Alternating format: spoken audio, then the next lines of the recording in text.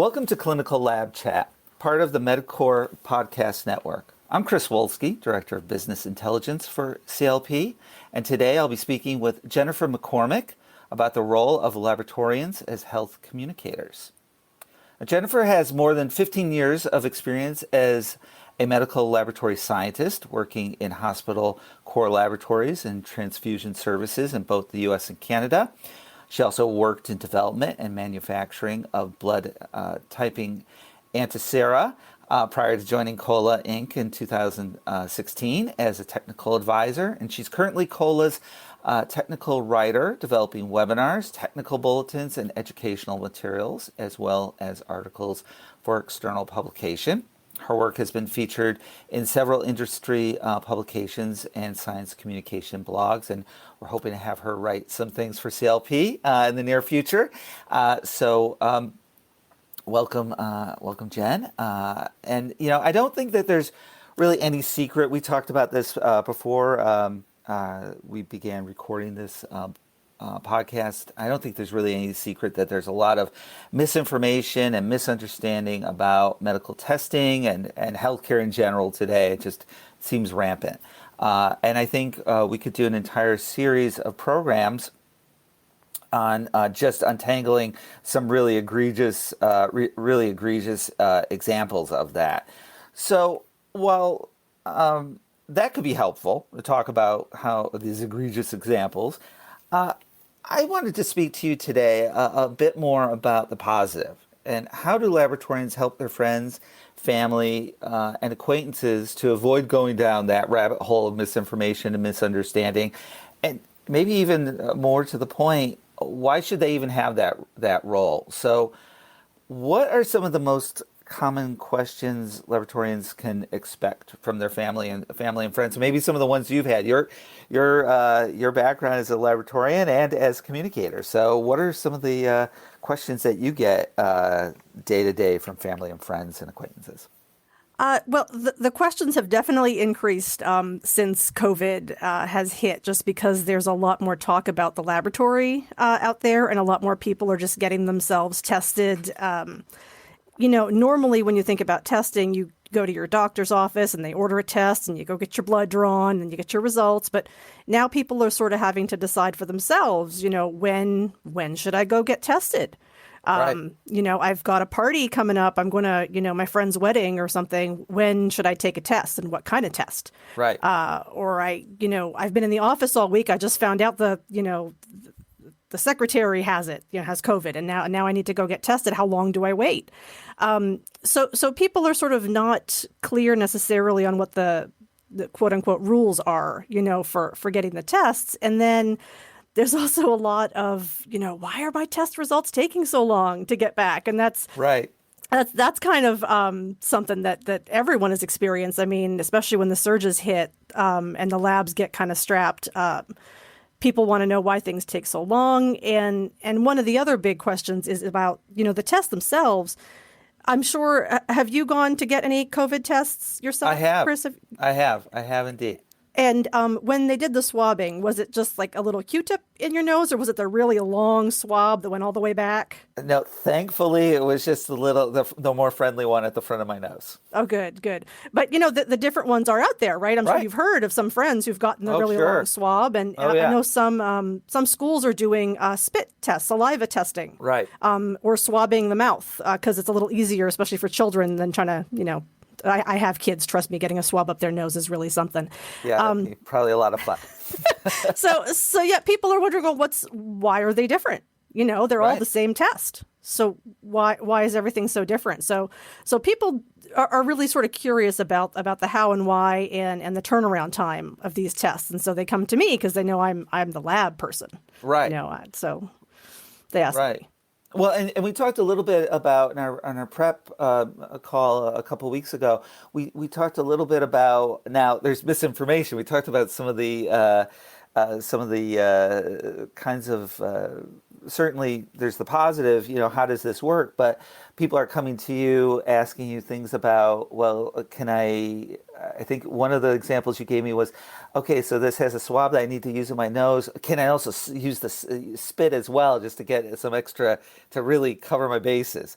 Are you getting those kinds of questions as well? Like just trying to untangle some of the misinformation in terms of how to even just, particularly for the home test, because those are more popular now, just how to use those properly. And what we're going to get into in a minute about what you need to tell people and answer those questions. But are you getting those kinds of questions too that are just really built on some misinformation about how to use some of these tests?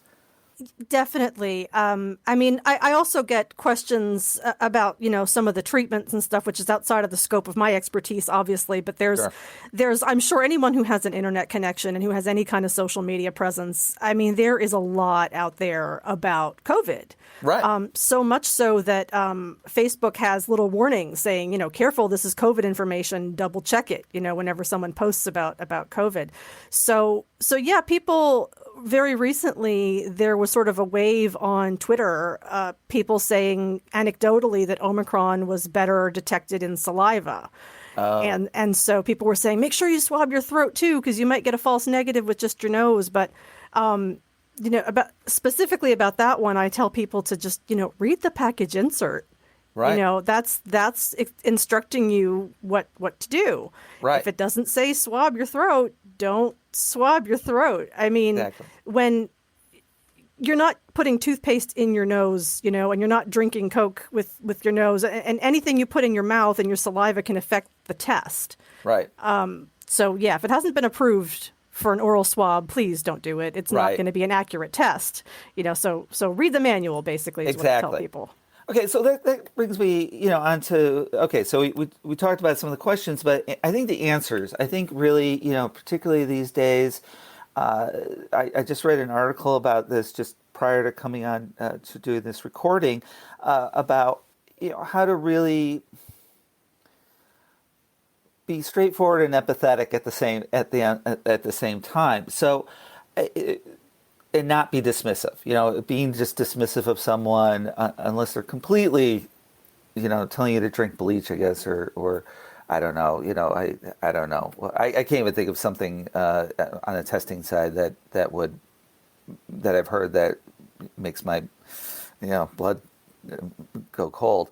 But how do you answer those questions, particularly in a way that will empower those friends, families, and loved ones, particularly if you've got that question 6 times in the last 4 days? So how would you recommend, as a communicator, both a laboratorian and as a communicator, how would you recommend answering some of those questions that would empower people, not just be, say, don't be dumb.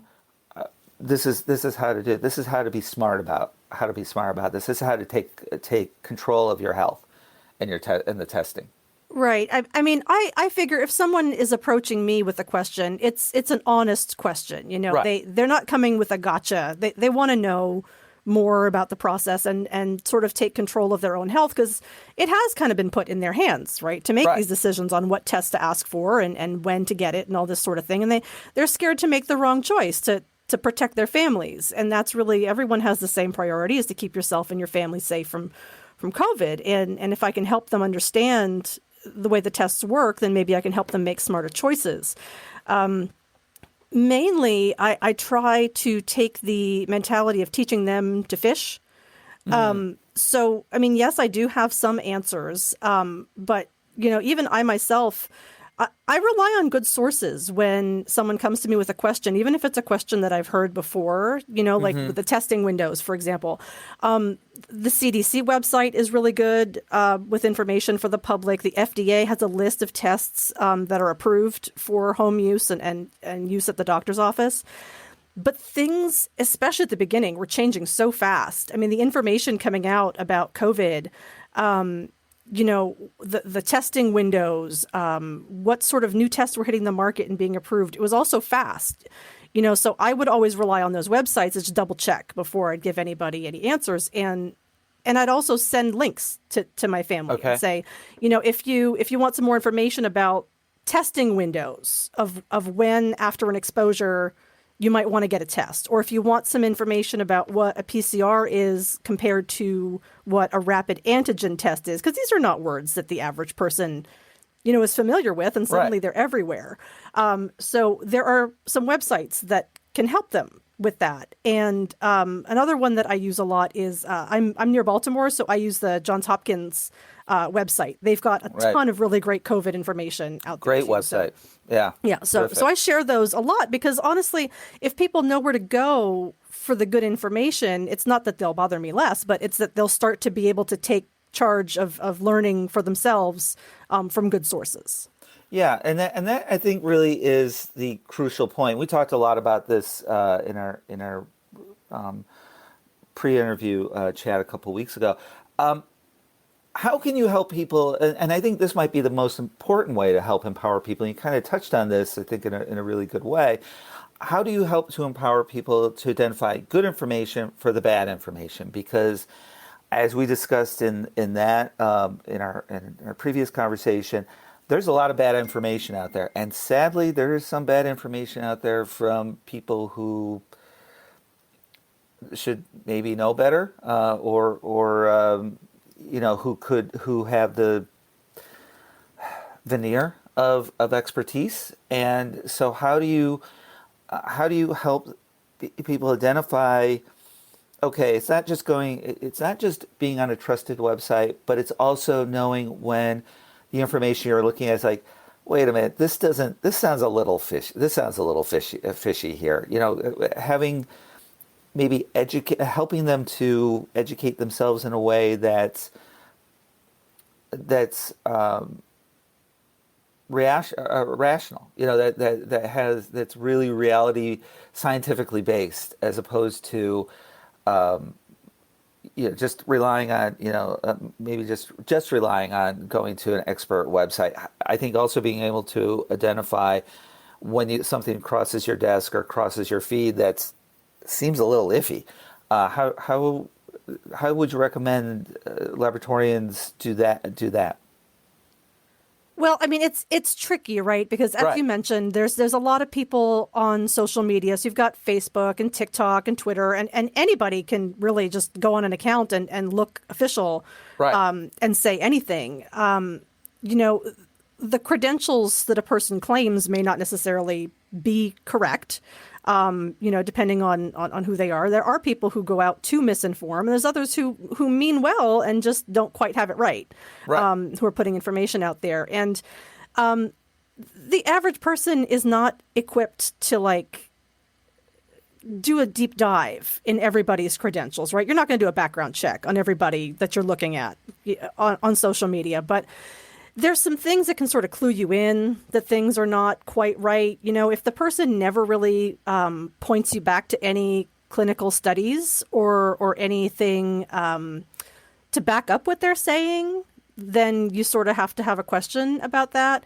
Also, if somebody's expertise is in a completely different area and they're discussing COVID, for example, I would sort of pause a little bit. For example, I would probably trust an epidemiologist a lot more than an economist on Right. something to do with COVID. Sure. So that's not to say there aren't some very smart economists out there who know a lot, but it just, if you're trying to find the best information out there, you want to find the experts who are best trained in that. Which is also why, honestly, I would love to have more med techs, clinical laboratory scientists out there doing science communication. I wish there were more of us more publicly doing it. And there are some. There Right. are some. It's that people don't necessarily understand what we do and that we are a resource. Right. Part of that is because of the shortage of med techs, honestly, but at least that's come into the news a little bit recently, Yeah. which is good for the profession. For sure, for sure. Well, I think you touched on an interesting point. More laboratorians and medtech should be doing this. Pathologists should be getting out there and talking about not just COVID tests, but tests in general. I'm gonna lay out a question, and this may be a big one. Maybe it's too big for right now to answer right now. Why bother? I mean, why should it be on someone who is doing very important work? Helping people, identify whether or not they're sick, whether it's COVID or cancer or any host of other diseases. Why should they bother taking the time out of their busy schedule to talk to friends, family, etc., lecture, write letters to the editor. What should motivate them to do this? Well, I mean, you're right. The lab profession is very stretched thin, and that's everywhere from bench techs up to the pathologists running the labs. Everyone Right. is burnt out. Healthcare is kind of in a crunch. So you're right. It's hard to find the time, but I think, at least personally for me, part of my reason for wanting to make sure that I get out there and make myself visible as a clinical lab scientist is not many people know about us. So it is a very invisible profession. And we're also in a crisis where there are more people due to be retiring soon from this profession, and people leaving too. With COVID, people are just burnt out, Right. and there's not enough people being trained to come in and replace the people who are leaving. So it's going to get worse. Right. And if people don't know the profession exists, how would they know to go to school for it and to go and learn for it? So I try, whenever I'm talking to anybody. I mean, we said at the beginning, one of the questions was why does it take so long to get my test results back? Right. And that's because it takes people with really specialized training to run the test. It's not, the easiest thing to run. And if we can make this profession more visible to people, they may be interested in actually joining us and doing good from the lab bench, and choosing this as a profession. COLA actually has a scholarship program. It's great. one of the ways that we are hoping to help get more people into the lab profession. It's the Give Back 365 program, and we give away scholarships to medtech students. Oh, that's terrific. Yeah, I'm glad it's helping a lot of people to pay for their school and keep going. So my personal reason, I can't say why everyone else should do it, but I really think that as a hidden profession, we're often literally in the basement of the health facility with no windows. Yep. People don't know. You get to meet your nurses, you get to meet your respiratory techs. You don't meet the med tech who's Right. downstairs in the lab running your CBC and telling the doctor you need a blood transfusion, because you're so low. Exactly. So making us more visible, I think, is really just something we all should be thinking about.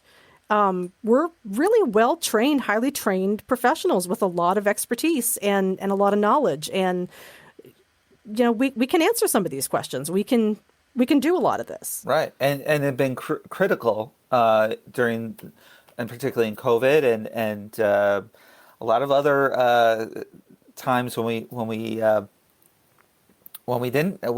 had other outbreaks that maybe not here in other parts of the world, but certainly during flu season, we certainly don't think of we think of our doctors, but we don't think, as you said, the laboratorians. So yeah, just getting into the I like that about just the shining a light on a secret profession, I guess, or a hidden profession.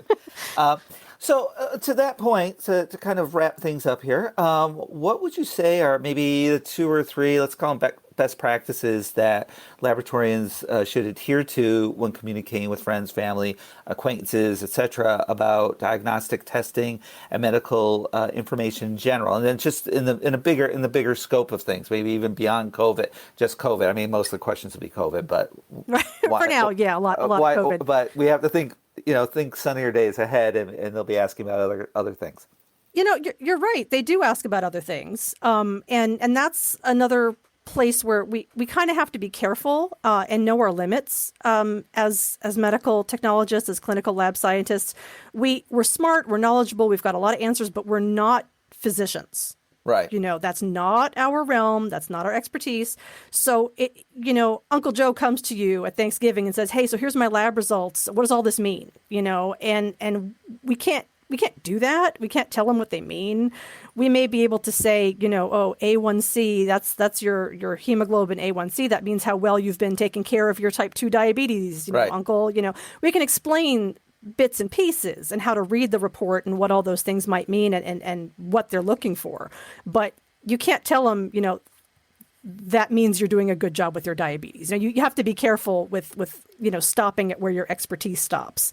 And that can, that's important to make sure that we remember that right. You have to refer them back to their doctor for a lot of that. And And the corollary too to that is you got to just admit when you don't know something. Especially with medical stuff and clinical stuff, it can change. Testing changes rapidly. There are so many new tests being developed day to day that you may not necessarily be doing yourself in your laboratory. So someone coming to you asking about, these new PCR tests or these new molecular tests, you have to just admit if you don't know, and understand that bringing them to a resource that they can refer to is as helpful as helping them. Right. And because you don't want to be contributing to the misinformation. You don't want to take a good sure. guess and swing and miss. For sure. And that can also help lead to misinformation when you're just trying to wing it, particularly on a health,